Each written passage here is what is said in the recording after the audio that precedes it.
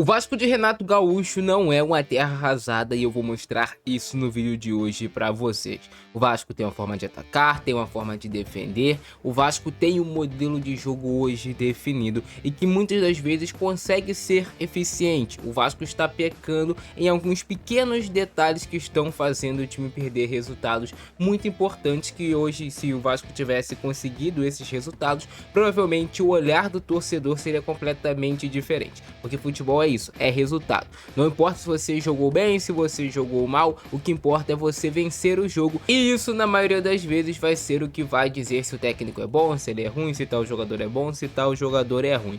Eu já queria começar o vídeo de hoje falando pra vocês que o Vasco tem um elenco extremamente jovem. O Vasco tem a segunda média de idade de jogadores mais jovens no seu atual elenco. Você pega o Rojas, o Marino Rinestrosa, o Brenner, você pega o Andrés Gomes, o Cuiabano, o Robert Renan, o Saldívia, são todos jogadores muito jovens, o próprio Cauã Barros. Então o Vasco ele tem um elenco muito jovem. Se vocês pararem para analisar, somente o Thiago Mendes é um jogador que a gente pode realmente considerar experiente, que já viveu grandes coisas na sua carreira, que já rodou Europa e tudo mais. De resto, o Vasco tem um elenco muito inexperiente. Tem também o Tietê, que é experiente, dos jogadores que teoricamente são mais titulares. Até o Paulo Henrique, que ele já tá há um tempo no Vasco, mas é um cara que o único clube assim grande que a gente pode falar que ele realmente teve uma sequência foi o Vasco, mas é um jogador de 29 anos de idade também. De resto, o Vasco tem um elenco muito jovem, de jogadores que precisam ainda amadurecer no futebol, muitas das vezes até tem potencial.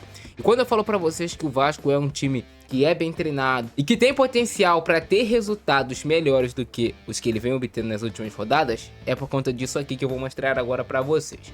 O Vasco do Renato Gaúcho tem uma forma de atacar e tem uma forma de defender bem definida. Quando o Vasco vai atacar os seus adversários, o Vasco faz uma linha de 3 atrás em primeira fase de construção, com muitas vezes o Thiago Mendes recebendo essa bola atrás da pressão dos dois primeiros marcadores adversários, e o Vasco tem o Paulo Henrique dando amplitude por um lado, o Andrés Gomes dando amplitude pelo outro lado, o Cuiabano entrando mais para dentro para funcionar como se fosse esse jogador atacando o meio espaço, às vezes até dando peso no meio de campo. O Tietê, que tá jogando como ponta pelo lado direito, é um falso ponta, porque ele vem jogar por dentro quando o Vasco tem essa posse de bola em fase de construção. O Vasco tem o Rojas, que hoje realmente atua como um camisa 10 e que fecha esses 4 jogadores do Vasco no setor do meio de campo. O Rojas tem um papel muito importante de ser o jogador mais criativo, o jogador do último passe, o jogador que vai buscar e fazer algo diferente. Muitas vezes vai carimbar as jogadas para esse time do Vasco, vai dar o penúltimo passe, vai dar o último passe, ou até mesmo fazer a finalização.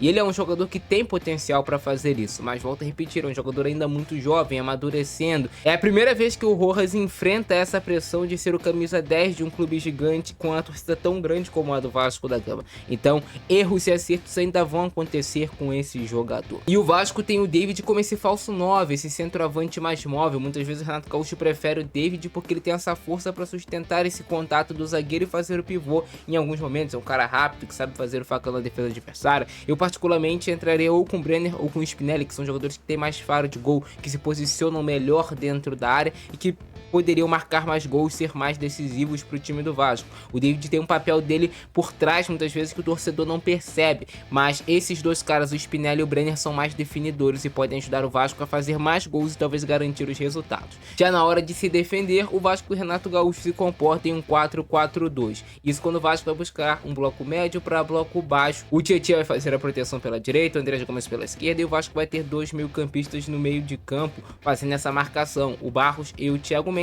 com o Rojas lá na frente, junto com o David, com essa obrigação de pressionar um pouco mais os volantes e os zagueiros adversários e não dar liberdade para esses jogadores adversários trabalharem com tanta tranquilidade para encontrar os passes. Quando o Vasco quer fazer uma marcação mais alta, esses dois pontas pelos lados do campo sobem para fazer um quarteto lá na frente, e aí o Vasco fica mais marcando em um 4-2-4. A intenção é tirar as opções de passe por dentro e forçar o adversário a fazer a bola longa, e quando o adversário fizer essa bola longa, o Vasco recupera a posse de bola e volta a atacar o adversário. O Vasco também é um time que tem esse padrão do perde e pressiona. Às vezes funciona, às vezes não funciona, mas o Vasco, quando perde a posse de bola, normalmente os jogadores que estão próximos do setor de onde está a bola tentam pressionar. Além disso, também o Vasco é um time que consegue fazer boas triangulações pelos lados do campo, é um time que consegue consegue atacar bem em transição rápida, quando o time recupera essa bola no meio de campo. O Vasco tem uma boa transição, principalmente quando essa bola cai no pé do Andrés Gomes, que é um jogador de 1 contra 1, um jogador de velocidade.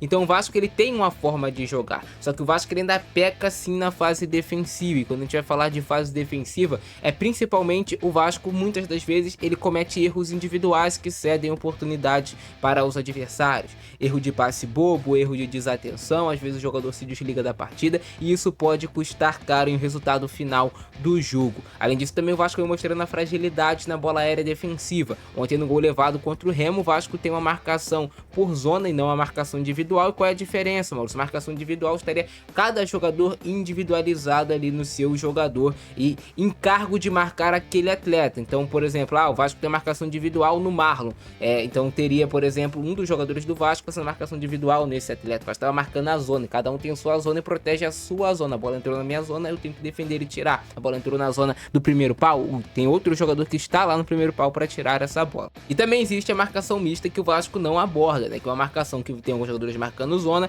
e outros marcando mais individual. Isso geralmente acontece quando o time adversário tem às vezes um exímio cabeceador, e você vai fazer uma marcação individual nele para ter um cara ali realmente mais próximo. Então existem essas diferenças, e tem muita gente falando besteira na internet.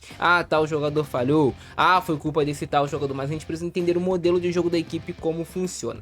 Você vê que os gols que o Vasco constrói são gols bem construídos. Contra o Coritiba, o próprio gol contra o Remo é bem construído, tem triangulação pelo lado do campo, encontra o lado oposto, faz a finalização e marca o gol. Os próprios gols do Vasco contra o Grêmio foram gols bem construídos, de pé em pé. Então é um time do Vasco que ele tem potencial, ele tem assim jogadores de qualidade no seu elenco. É óbvio que ainda está longe de estar entre os melhores elencos do futebol brasileiro, mas é um time que tem boas qualidades. O Thiago Mendes sabe jogar, o Rojas sabe jogar, o Andrés Gomes sabe jogar, o Tietê sabe jogar, o David erra, mas também é um jogador que de vez em quando acerta, e quando ele acerta ele consegue ser muito positivo para o time do Vasco. O próprio Vasco no banco de reservas tem um jogador muito jovem, que é o Marino Renestrosa, que é um cara que sabe jogar, que está vivendo uma pressão muito grande, é um jogador jovem. Eu torço para que ele consiga se adaptar o quanto antes, para calar a boca de muitos torcedores que vão criticar, tá certo de criticar, tá certo de cobrar, mas às vezes pesam muito a mão.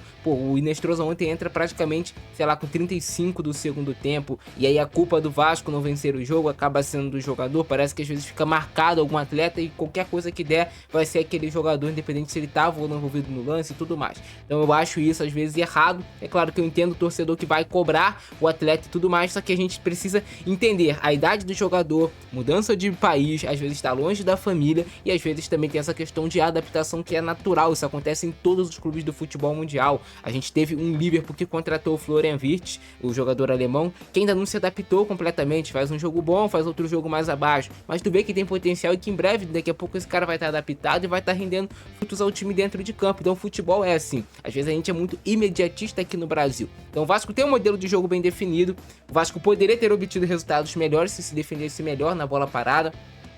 O Vasco poderia ter obtido resultados melhores se defendesse melhor no final das partidas, em lances que eram defensáveis, mas o futebol é isso. O Vasco precisa cada vez mais minimizar os erros e aproveitar as oportunidades. Quando tiver a oportunidade, matar, fazer o gol, ser mais caprichoso nessa fase ofensiva, nesse último terço, principalmente em situação de contra-ataque. Se você caprichar, se você fizer 2-0 de vantagem, talvez 3-0 de vantagem, aproveitar quando o adversário se expor e te der espaço às costas, você pode vencer esses jogos. Então é isso, cara. Eu espero que vocês tenham entendido. Eu quero saber a opinião de vocês aí embaixo também. Eu fico nessa, abração do Francesco, é nóis e fui.